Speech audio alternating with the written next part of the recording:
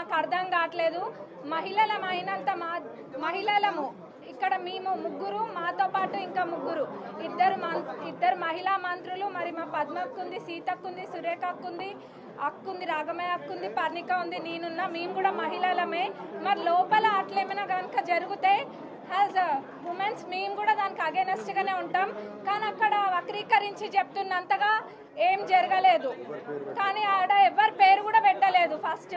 కానీ ఏదో సభను తప్పుదోవ పట్టియానికి, లేనిపోని గోల చేయనికి తప్ప ఆడ ఏం కనిపించట్లేదు మాకు. అట్లా చేసేటోళ్ళు అయితే మొదల ఒక్కటి గుర్తుంచుకోవాలి అందరు కూడా. మా చిన్నప్పుడు అది అయినా మాకు గుర్తుంది బాగానే, ఎందుకంటే రాజశేఖర్ రెడ్డి గారు అంటే అభిమానం. రాజశేఖర్ రెడ్డి గారు చేవెళ్ళ చెల్లమ్మ అని చెప్పి అక్కడి నుంచే కదా పాదయాత్ర మొదలు పెట్టింది. మరి కాంగ్రెస్ పార్టీలోనే కదా మంత్రి చేసింది సబితమ్మ గారిని. మరి అట్లాంటిది ఎందుకు అగౌరవపరుస్తాం? అట్లా ఏమీ కూడా జరగలేదు, కేవలం తప్పుదోవ పట్టిస్తున్నారు అంతే. మరి అట్లనే సునీత లక్ష్మారెడ్డి గారు కూడా అంటున్నారు ఎవరికి ఎక్కడేం తక్కువ చేయలేదు కాంగ్రెస్ పార్టీ. మరి ఇందాక అన్న కూడా చూపించిండ్రు. ఇప్పటికీ కూడా మా ముఖ్యమంత్రి గారి మీద అక్కడ ప్రచారంకి వెళ్ళినందుకు 2 కేసులు ఉన్నాయి. మరి అవన్నీ ఎట్లా మర్చిపోయినరో అర్థం కావట్లే. అప్పుడు ఉత్తగా చూసిన మాకే మర్చిపోలేదు, మరి వాళ్ళు అవన్నీ అనుభవించి కూడా ఎట్లా మర్చిపోయినరో తెలుస్తలేదు. ఇప్పుడు కొత్తగా వచ్చిన వాళ్ళకి ఏదైనా మంచిగా 2 మాటలు నేర్పాలి, కానీ ఇట్లాంటివి నేర్పిస్తే రేపటి నాడు అందరూ కూడా వీటిని ఖండిస్తారు. మరి మొన్న మా సీతక్కని పట్టుకొని ఒకళ్ళు అన్నారు ఒక మాట. ఆ రోజు మేము కూడా అట్లనే పోయినామా? అట్లనే పోయి అట్లనే గోల చేసినామా? చేయలేదు కదా, ఎక్కడ కూడా మేము గోల చేయలేదు. ఎందుకంటే మాకు ఒక పద్ధతి ఉంది. కాంగ్రెస్ పార్టీ అంటే ఒక క్రమశిక్షణతో ఉండే పార్టీ కాబట్టి మా హద్దులలో ఇప్పుడు మేము అధికారంలో ఉన్నా కానీ ఒక హద్దు గీసుకొని అక్కడనే మేము ఉంటాము. మొన్న మా సీతక్కని అన్నప్పుడు మేము కూడా చేయొచ్చు కదా, మనం చేసినామా అన్న? చేయలేదు. మేము కూడా చేయొచ్చు, అంతకు మించిన రచ్చ చేయొచ్చు మా సీతక్కని అన్నప్పుడు. మరి గత 10 సంవత్సరాలు కూడా ఏం చేసిండ్రు ఎవరు చూడలేదా? అందరు చూసిండ్రు, అందరికి అన్ని తెలుసు. గత 10 సంవత్సరాలు వీళ్ళది అక్కడున్న లేపట్లకు వచ్చిండ్రు. ఎక్కడ పోయినారో తప్పకుండా చర్చ పెట్టుకుందాం.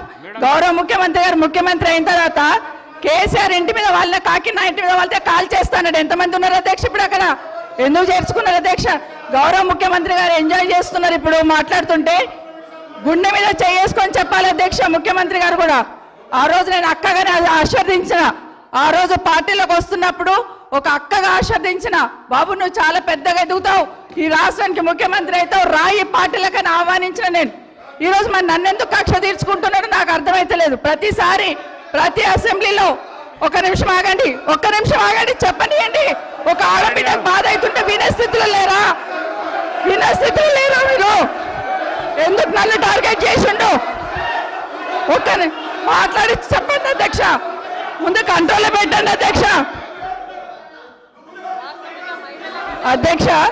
ముఖ్యమంత్రి గారు ఒక మాట అన్నారు కేటీఆర్ గారిని, నీ వెనక కూర్చున్న అక్కలను నమ్ముకోవద్దు, మోసం చేస్తున్నాడు. ఏం మోసం చేసినాం అధ్యక్ష?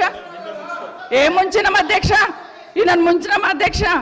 ఈయనను బతిన్లాడి పార్టీలోకి రా తమ్ముడు అని చెప్పి, నువ్వు వస్తే భవిష్యత్తులో ఈ పార్టీకి నువ్వు ఆశాకిరణం అవుతావు అని చెప్పి పార్టీలకు ఆహ్వానించిన లేదా గుండె మీద చేసుకొని చెప్పమనండి అధ్యక్ష.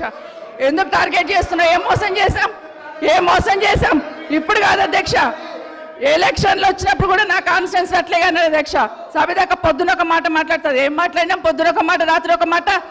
ఎవరిని అవమానిస్తున్నావు ఒక్కసారి ఆలోచించండి ముఖ్యమంత్రి గారు. ఎందుకు అవమానిస్తున్నావు?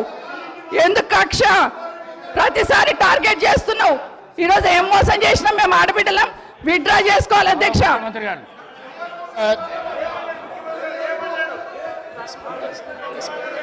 స్పీకర్ సార్, గౌరవ ముఖ్యమంత్రి గారు. స్పీకర్ సార్, కూర్చోండి ప్లీజ్. ఇస్తా. అరే ముఖ్యమంత్రి మాట్లాడేటప్పుడు సభానాయకుడు మాట్లాడుతుంటే ఏమవుతుందంటే ఎట్లా? స్పీకర్ సార్ మాట్లాడండి. ప్రజా జీవితంలో ఉన్నప్పుడు వ్యక్తిగత సంభాషణ ఉంటుంది, ప్రజా జీవితంలో చర్చ ఉంటుంది. సబితక్క ఈరోజు నేను నిన్ను కాంగ్రెస్ పార్టీలోకి రమ్మన్నా పెద్ద లీడర్ అవుతావు అని చెప్పినా పార్టీకి నీకు భవిష్యత్తు ఉంటుందని చెప్పినా అని చెప్పింది. అది వాస్తవం. కానీ ఇంకొక విషయం, ఇది మా ఇద్దరి మధ్యలో వ్యక్తిగతంగా జరిగింది. వ్యక్తిగతంగా జరిగిన చర్చని ఈరోజు సబితక్క సభలో పెట్టింది కాబట్టి దీని కొనసాగింపుగా జరిగిన కొన్ని చర్చలు కూడా నేను సభలోనే చెప్పాలి.